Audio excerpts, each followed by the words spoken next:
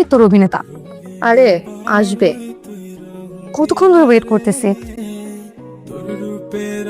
আরে মাহিম ভাই, কি অবস্থা?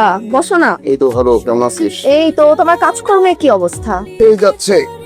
এখন তো খুবই ব্যস্ত আমি, বুঝছিস, সামনে দুইটা সিনেমা, এগুলো প্রস্তুতি নিচ্ছি, ব্যস্ততা আর ব্যস্ততা। যাই হোক, কেন ডাকলি? পরিচয় করিয়ে দেই, আমার বান্ধবী রিদি। আর রিদি মাহিম ভাই আমার এলাকার বড় ভাই, আমরা ছোটবেলা থেকে একসাথে বড় হয়েছি। ভাইয়া কিন্তু অনেক আগে থেকে থিয়েটার করে, অনেক ভালো অ্যাক্টর। মাহিম ভাই, ওর একটা দরকারি আজকে তোমাকে ডেকেছি। আচ্ছা আচ্ছা, বুঝছি। লুক ফিগার ঠিকঠাক আছে, ভালো করতে পারবে, কিন্তু আমি কাউকে রিকোয়েস্ট করতে পারবো না, বুঝছিস না। এটা তো মানে দিবা স্বপ্ন না যে আসলাম আর নায়িকা হয়ে গেলাম, অভিনেত্রী হয়ে গেলাম। হ্যাঁ, অভিনেতা হতে তো আসলে স্ট্রাগল করতে হয়, বুঝছেন। ভাই আপনি আসলে ভুল বুঝছেন, আমি আপনার সাথে অভিনয় করতে চাই না। তাহলে আমাকে কি দরকার? ও একজন অ্যাক্টরকে হায়ার করতে চায়। নাটক নাকি সিনেমা, ক্যারেক্টার কি?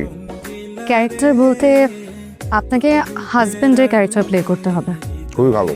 আচ্ছা, লিড কাস্ট তো, সাপোর্টিং কাস্ট তো আমি করতে চাই না। আপনাকে আমার হাজবেন্ডের ক্যারেক্টার প্লে করতে হবে। বুঝলাম না। বাবা আমার মতের বিরুদ্ধে আমার বিয়ে ঠিক করেছেন, এখন ছেলে আমার পছন্দ না। বিয়েটা ভাঙার জন্য আপনাকে আমার হাজব্যান্ডের ক্যারেক্টার প্লে করতে হবে, সো দ্যাট সবাই মনে করে আপনি আর আমি রিয়েল লাইফ হাজব্যান্ড ওয়াইফ।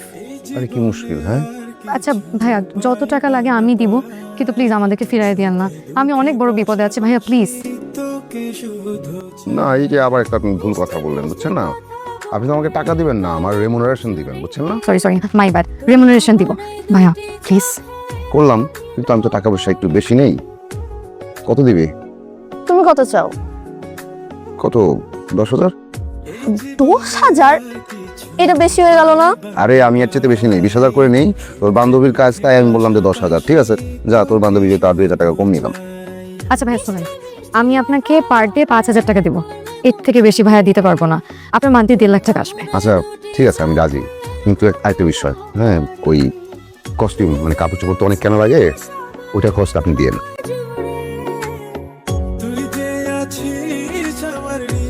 এটা আপনাদের বাসা? হ্যাঁ হ্যাঁ, তাহলে তো বাসায় চলেই আসছি। ভিতরে গেলেই তো অভিনয় শুরু করে দিতে হবে। আরে ব্রিফ করেন, ভিতরে গিয়ে কি অভিনয় করবো? ব্রিফ করবেন না? কি অভিনয় করেন আপনি যে আপনাকে ব্রিফ করতে হবে? দেখেন, আমি আপনাকে আগেও বলেছি আপনি আমার হাজবেন্ড, আমি আপনার ওয়াইফ, আমাদের অনেক বছর ধরে সম্পর্ক। এই বিষয়গুলো মাথায় রেখে তারপর আপনি অভিনয় করবেন। আর ভেতরে গেলে বাবা আপনাকে দেখলে একটু রাগ করতে পারে, খুবই স্বাভাবিক, আর বকাঝকা করতে পারে, কিন্তু আপনি ভয় পাবেন না। আর প্লিজ কোনো রিয়্যাক্ট করবেন না, যতটুকু শিখিয়ে দিয়েছি অতটুকুই অভিনয় করবেন, কোনো ওভার অ্যাক্টিং করবেন না। আর যদি কোনো অসুবিধা হয় তাহলে আমি তো আছি, বাস আমি দেখে নিব। আরে কোথায় যাচ্ছেন আপনি? বাসায় যাচ্ছি। আপনি আমার বাসার ভেতর কিছু চিনেন? হ্যাঁ, না। আপনাকে আমি 100 বার বলছি কোনো ওভার অ্যাক্টিং করবেন না, আর একদম বাড়াবাড়ি করবেন না। আমি সোজা যাব, আপনি আমার পিছনে আসবেন, আর একদম মুখ বন্ধ, যতটুকু জিজ্ঞেস করবো অতটুকু উত্তর দিবেন। আসসালামু আলাইকুম আম্মা। ওয়ালাইকুম আসসালাম। আরে বাইচে থাকো বাবা, বাইচে থাকো। নি আমার আম্মা না, নি আমাদের কাছে খারাপ। দাঁড়ায় কেন? ভিতরে আসো, ভিতরে আসো।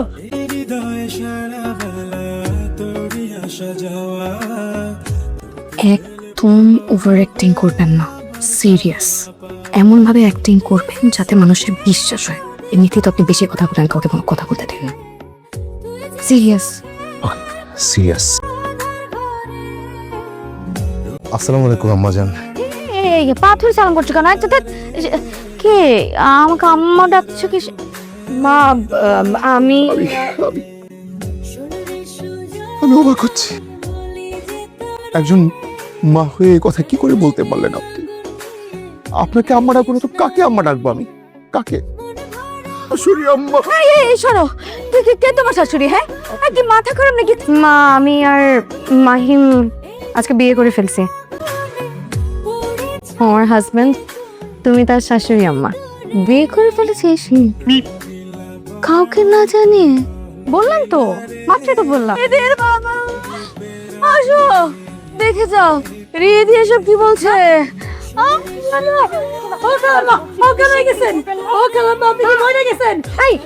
চুপ করো তো, সবসময় উল্টা পাল্টা কথা বলে যাও, যে পানি নিয়ে আসো। আচ্ছা, ওই ডায়াবেটিস নাই তো? ও খালাম্মা থাকেন, ও খালাম্মা, ঠিক আছে, ও খালাম্মা উঠেন, ও খালাম্মা। আম্মাজান এখন কেমন আছে? আল্লাহ রে আল্লাহ, আমার গেছে খালাম্মা, খালাম্মা মিথ্যা না, গেছে। একদম বন্ধ করেন, একদম চুপ। আপা, খালাম্মা এবার নিশ্চিত বইরা গেছে। রুবির মা, তোমাকে কতবার মানা করছি না আমি উল্টাপাল্টা কথা না বলতে? এই ও খালাম্মা, কি হলো এত হইচই কিসের? হ্যাঁ কি হয়েছে কি? কি তুমি কে? বলেন কে আপনি, বলেন। আসসালামু আলাইকুম আব্বাজান, আমি ওয়ালাইকুম সালাম মাহিম চৌধুরী, আপনার মেয়ের একমাত্র হাজব্যান্ড। হ্যাঁ এটা কিসের? কিসের হাজবেন্ড? কি বলছে? কিসের আব্বাটা? আব্বাজান বেশি হাইপার হবেন না, বেশি হাইপার হলে ওই আম্মাজানের মতো সুগার ফুল করে অজ্ঞান হয়ে যাবেন। আরে কিসের আম্মাজান, কিসের আব্বাজান? আরে কি বলছে সব? কে এটা? বাবা, আমি আর মাহিম আজ সকালে বিয়ে করে ফেলছি।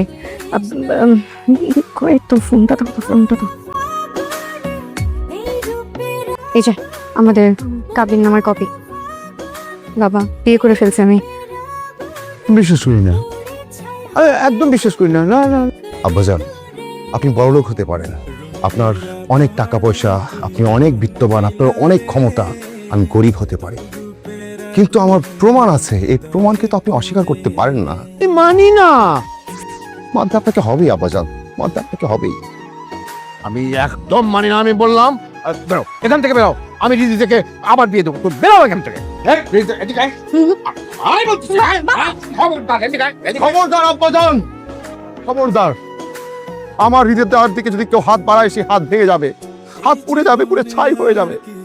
কেউ যদি তার চোখের দিকে চোখ তুলে তাকায়, সে চোখ অন্ধ হয়ে যাবে। আমার শেষ রক্তবিন্দু দিয়ে আমি শুধু হৃদিতার জন্য যুদ্ধ করে যাব, তাকে কেউ আটকাতে পারবে না। ছেড়ে দে শয়তান। শয়তান? আমি শয়তান? এই তোরে বেদব, বেরো, বেরো এখান থেকে, বেরো, বেরো। বাবা, তুমি আমার হাজবেন্ডকে এইভাবে অপমান করতে পারো না।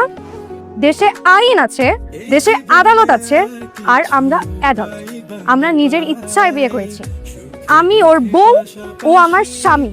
এখন তুমি মানো বা না মানো, তাতে আমার কিচ্ছু আসে যায়। শুনেন ভিলেন আব্বাজান, শুনেন আপনার মেয়ে কি বলে। আমরা নিজ ইচ্ছায় বিয়ে করেছি, আপনার আমাকে স্বীকৃতি দিতেই হবে, এবং আমি বাড়ির জামাই। অবাধ্য সন্তান, অবাধ্য সন্তান, বেরো, বেরো।